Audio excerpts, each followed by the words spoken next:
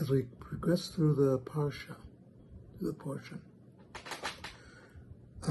we get to the division of the land. And it's an important issue. We saw from last week the daughters of Tzlachad were afraid that they would lose their portion of the land because their father had 5 daughters and no sons.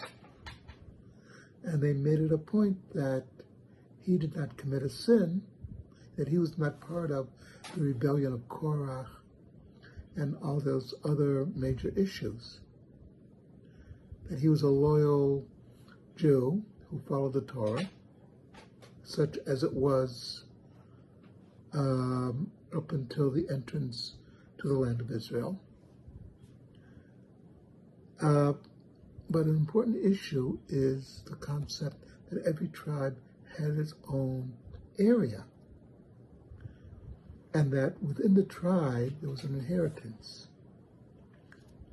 This is an important issue because it's pointing something out. The Torah supports the concept of private property, that your farm, your property is yours. The government cannot come in and take your property. That after, in the Jubilee year, everything will rotate back to the original owners. It's an interesting concept. In the ancient world, the king could come in and just take. That the idea that private property did not really exist. It belonged to the king. The king could make up laws. It didn't matter. He was supreme. The Torah is saying, no, you own your property.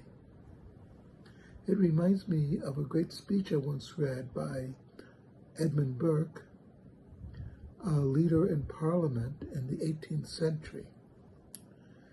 And he was talking about quartering of British troops in private homes in England.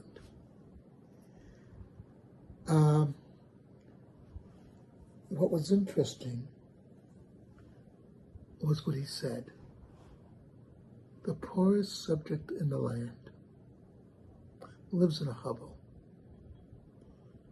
The wind, it has holes in the walls, holes in the ceilings. The wind may enter, the sun may enter, the rain may enter, the snow may enter, but the king may not enter. In other words, your home is your castle. This is a biblical concept, that your property is yours. God wants you to have that feeling of ownership. That's why the land is divided among the tribes, and that every leader of the tribe divides the land among the families. That's why it was so important to Tzlachad's daughter that they inherit their father's portion, that it not be lost to their family. So this is a very big concept. We have people who say property is theft. The Torah is saying no. If you legally own that property, it is yours. This according to the Torah, according to God. This is God's law. So we have to consider this and to remember the importance of private property, and that in Jewish law, there's limits to what the king can do vis-a-vis your property. Something to think about.